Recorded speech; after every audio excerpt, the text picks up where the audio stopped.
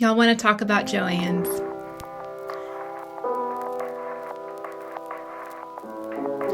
Hey folks, it's Mary, aka MercyTriumphs, and this is Slow Crochet. This is a video that I hadn't really thought about doing, but as I've kind of been getting ready for my day, this has just been rattling around in here and I've been reflecting. And I thought, you know what, why don't we just record? Why don't I open this up? Because there right now are so many emotions, thoughts, memories, ideas, fears, all kinds of stuff around JoAnn's.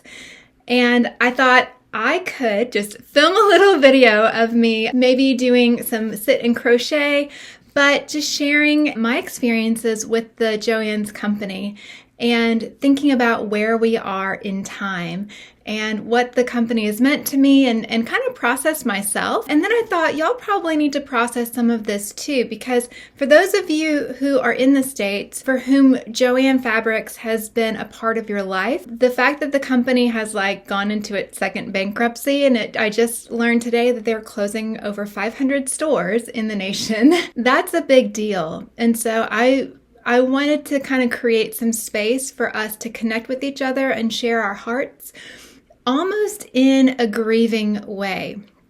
So why is that important? Why would it even matter? Why do we need to grieve the closing of a store? Well, that's where I'm going to kind of share my own thoughts and heart and give you guys a little bit of backstory on me and my relationship to JoAnn's. But as I do this, let's see here, I am going to be working on my pop-up kind of granny square blanket here, and so I'll be crocheting as I do. So this is kind of a first foray into a crochet and chat video.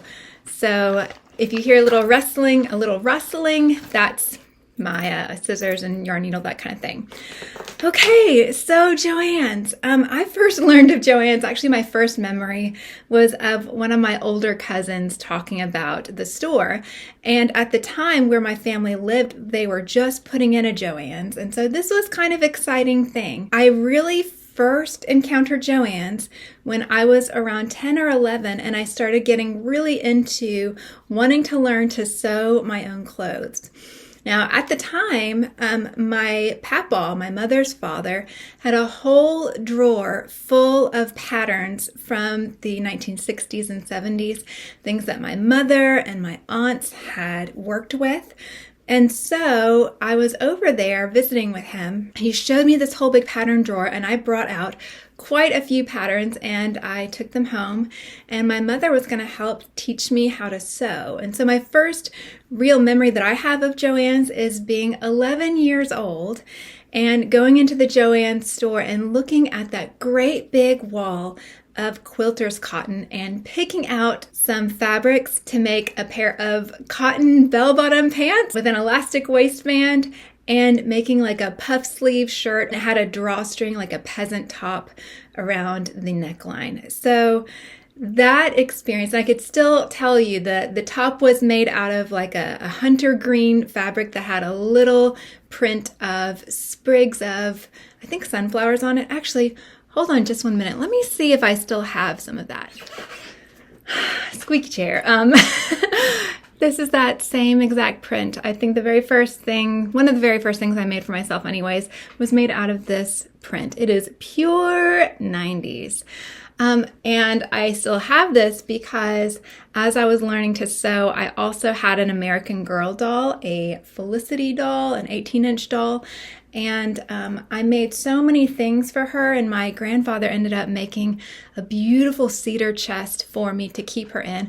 And so she is here. That's a whole other story. Like I said, my relationship to JoAnn's is going to give you a bit of a deep dive into my history with crafting. But yeah, in this, I didn't even finish off the hems very well there. There's rough edges there. It's unwashed fabric, so it's still kind of stiff from the sizing that they use. And then I didn't really do a very good job at the top either, but you know what? I was a kid. And so I still have these pieces of memories from JoAnn's. JoAnn's has been a part of my crafting and you could say fiber arts journey from the very beginning. So that was age 11, 12, however long I was really into sewing and trying to make my own clothes. And at the time, ironically, bell bottoms are back in style, but it was beautiful because I could use some of my patterns, some of my mother's patterns from the 1960s, and they were back in style. And so it was really kind of fun, really kind of beautiful. And I have those memories of learning to sew with my mother and my grandmother. So that was JoAnn's first kind of point of reference. There was a JoAnn's not that far from me, and it was a joy to go there and think about the things that I could sew. I could look through the pattern books, and I think I did pick out a few other patterns, and eventually, even before I learned to crochet, I learned to sew on the sewing machine. So JoAnn's Fabrics was a big part of that. Fast forward into late teens, early 20s, and I think for a summer job, I was at university and I ended up working at a JoAnn's. At that time, I got to work at the quilting counter or at the fabric counter, and I got to help organize all the different bolts of fabric into those beautiful fabric walls. And I also learned how to cut fabric, how to be really precise in my measurements. And I also really enjoyed the remnant section and being creative there. So JoAnn's ended up being part of my college experience as well. And at that time too, even though I learned to crochet using the tiny little steel hooks and crochet thread, I did have some friends that introduced me to worsted weight yarn. So I'm pretty sure that I got my favorite J size 10 6.0 millimeter hook that I've had since college days. I'm pretty sure I got that at a JoAnn's as well. So that was kind of point number 2. At some point, I can't remember if I worked at JoAnn's after college or not, or if I was just a frequent visitor there. Maybe I was a frequent visitor because I still continued to make my own clothes. I would crochet a little bit, but I really enjoyed sewing. I got into quilting, and so that was a big, important place for me to get batting and to make sure I had thread and needles. And even though the quality of fabrics, like there's various qualities of quilter's cotton or just straight up cotton broadcloth. You know, I learned a lot through being able to go to the JoAnn's and to see the different fabrics and look at the colors, test them out, look at the fiber content, and then be able to kind of make some choices. I have given JoAnn's a lot of money towards fabric over the years, and it continues to be one of those places where I think it's always going to have a really beautiful place in my heart. At some point in my early 20s, I decided on a whim to buy, I think, 8 yards of silk taffeta. Now, I can't remember if I was at the time still working at JoAnn's. I think I did. If memory serves, I have memories at 2 different JoAnn's locations. So I think I worked at a JoAnn's in college, and then like when I came home, at some point when I was still there, it's a little bit convoluted, but I think I ended up being able to work at 2 different JoAnn's locations in between kind of college and coming home at the end of the semester or during holiday times, things like that. But I remember, I think I had an employee discount or some kind of amazing discount. Anyway, 8 yards of white silk taffeta. And I hung on to that for a good long while because I didn't actually meet my husband until I was in my late 20s. I was 28, 29. We got married when we were 29 and then turned 30 right after that. So all that to say, I ended up making my wedding dress using that silk taffeta that I had bought from JoAnn's. I hadn't started out deciding that I was going to make my wedding dress, but when I went to look for dresses, I wanted something that was kind of 1950s style, something really classic, and I couldn't find it. It wasn't popular at the time, and I had a good friend who also knew how to sew and could help me with some of the fitting, and so I ended up making my own wedding dress, and I will pop in some pictures here if you're curious. I also ended up making the flower girl dress as well. It kind of had a similar feel to mine. But yeah, my wedding dress was that silk taffeta on the outside, and on the inside it was lined in just a basic white cotton muslin. And then I think I did some little crochet details right around the edging, right around the neckline. And again, all of that would have been sourced from JoAnn's. At some point, I know that Walmart stopped carrying fabric bolts. And so that was a huge blow to the crafting community, to the quilting community, to the sewing community. I also remember just over time, bigger fabric stores closing down. I know that Hancock Fabrics was a big thing. I know that there's Hancock's of Paducah, which is a separate quilting store. Paducah, Kentucky has I think the American or the National Quilt Museum. And so there's a Hancock's of Paducah that's still open, but I remember Hancock's Fabrics being a more general fabric place, and that closed down. And there was a lot of sadness there as well. But it's interesting kind of over time that some of these stores, we talk about maybe stores that are reducing their yarn shelves. Things just aren't as available as they used to be. And so on the one hand, that's pretty sad. But on the other hand, it's kind of indicative of where we are as a culture. I was watching a sewing YouTuber, pretty well known, and she was talking about how few people know how to sew a button on anymore. How our culture has changed to a degree that these skills have become really specialized, where they used to be a lot more universal, and how the quality of products might have changed, and even thinking about the history of synthetic materials, synthetic fibers, all of this.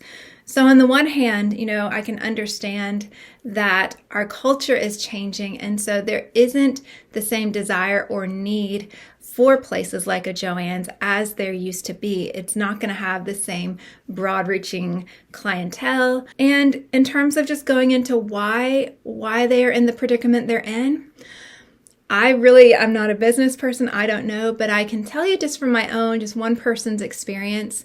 When I go into a JoAnn's, I want fabric, or maybe I want some canvases and some acrylic paints, or maybe I want something to do with sewing or something to do with yarn.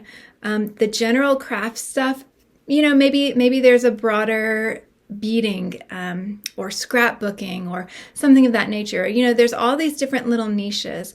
But I think when you go into JoAnn's, so much of the time, the first things that you see are like the seasonal products. And I'm sure that is there for a reason. I'm sure that there's like money-making opportunities there, that kind of impulse buy, the kind of quick get it kind of stuff. But I think overall what has happened is when you're giving that space to something that's seasonal, I guess you're still paying rent on the building to house that kind of stuff. And I think going to like a smaller specialty, like if they just went back to focusing on, I'm going to say yarn because that's where I am right now. Like I think their yarn selection they've done a great job in upping their house brands lately. I think they've really got some quality fibers in there. And maybe that's the direction that they're going, that they're going to start cutting out some of the square footage on their stores and focusing on the things that really matter, where there actually is a market for it. A lot of the stuff that you can DIY, you can find that at Dollar Tree. You can find it from Temu. You can find it in all kinds of online retailers and get kind of those basic craft products like the foam shapes or the little craft kits for kids. You don't necessarily need a dedicated space for those, but the things that really are important that take, going into the store and feeling it in your own hands and seeing it with your own eyes, things like yarn, things like fabric. My hope is that in the future that they'll realize that those products are ones where there still is a market. I've watched several videos about the closures of JoAnn's from various perspectives, and I know that in the Yarny community, a lot of us shop online, and much as we love to be able to feel the yarn in hand and see it in hand, that is really important. But I think even to a greater degree, it might be important to fabric artists, to clothing designers, to cosplayers, to people who just want to go outside of the trend cycle and create something or make something that's going to have a bit more longevity and make it themselves and maybe have like 1-inch seam allowances so they can let it out or take it in, and to be able to have those articles of clothing in their collection for a very long time. Like this, I don't like the word sustainability so much, but longevity is probably the better word for that. And also just the heart to be a good steward, to not be endlessly spending money on things. But if you make something that's unique to you, you make it to fit your own body, you make it in colors that you love and that bring you a lot of joy and that are flattering, or however you want to say it.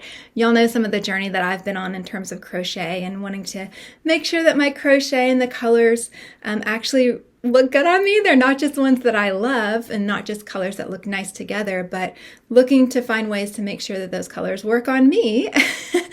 That whole journey, I think it affects people who sew a little bit more. If they're sewing clothing, they're sewing garments, they're sewing costumes, they're sewing for, even if you're doing alterations and you're trying to make sure that the fabric that you're adding into a gown that you're altering matches really well. It's going to be a lot harder to source that online than to be able to go into a store. So all that to say, I think around this, there's a lot of emotion, and I think it's there for good reason.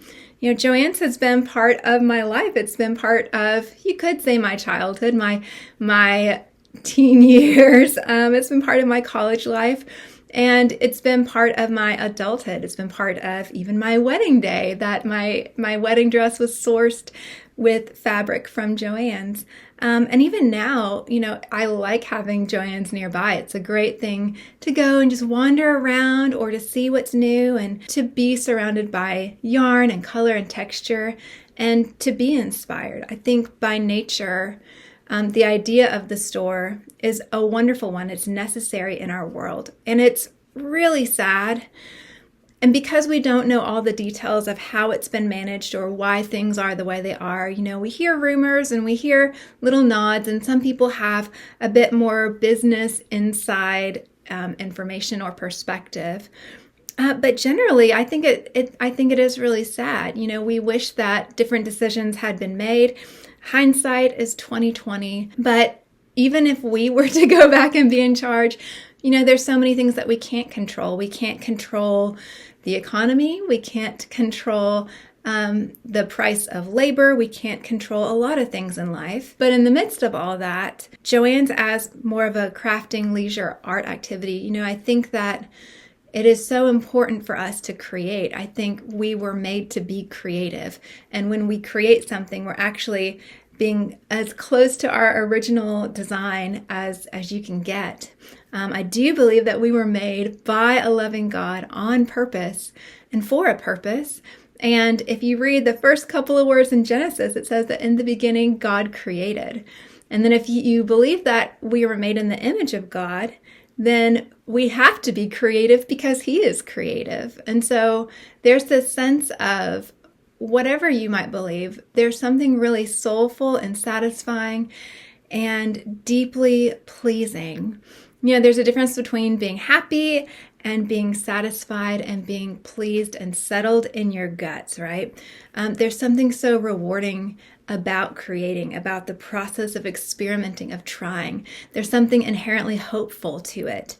And so to have a store that supplies hope, you could say, in the form of the materials that you use to create, that is significant. It is important. And I think hobbies are one of those things that we enjoy. It's the relief from the challenges of life. Life is hard.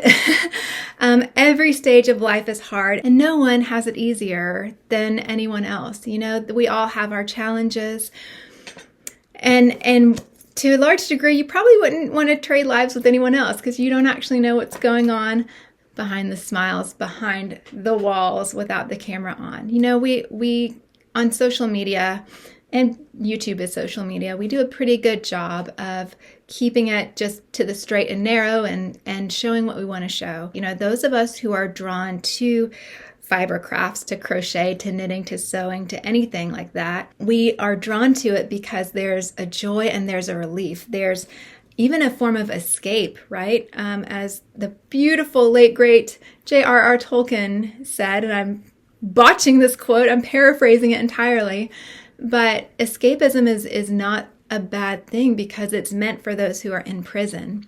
And so if you are in prison, if you feel trapped in your circumstances, if you feel trapped in hopelessness, but you can escape that, you can escape through creating something wonderful, through having hope for the future. Like, it's going to matter that I make this blanket because it's going to bring me joy in the future. You know, there's perseverance, there's character, there's hope, there's life, there's beauty. I'm going to surround myself with beauty. I'm going to see what my hands can make, and I'm going to feel confident in myself, and I'm going to have some endorphin kickbacks when I get finished with it. All this kind of stuff. This is my very rambly, roundabout way of saying it's not a small thing that JoAnn's is closing. And so I guess I'm rambling at you guys and reflecting on my experiences with JoAnn's, because I want to make sure that y'all hear from me that it's okay to mourn. You know, there's seasons of life that come and go, and there's seasons of culture or society that come and go. Culture is transitioning a lot. I think having the internet has really done a number on how our culture develops and how people connect. And so there's a lot of confusion, and there's a lot of unity to some degree. You know, we're able to connect to each other. I'm able to connect to you right now. I don't know. It's kind of a two-edged sword. So in hearing me kind of reflect on my experiences with JoAnn, I really want you to know that it's okay to mourn. It's okay to be sad. It's okay to be angry, because to some degree it's taking something good and wonderful. And I think we humans, we are kind of averse to change. You know, we resist it. We want things to continue. We want our comfort to continue. We want the things that bring us joy to continue. It's why people like to live on the beach, even though hurricanes come, right? Like, there's a joy to be had there.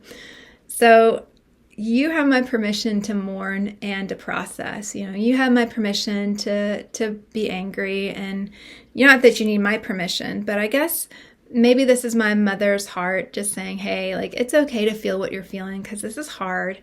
It's not fun. And it does kind of give us time to reflect and think of the influence or the impact that we have in our lives, right? Like, JoAnn's is a store. It's a corporation.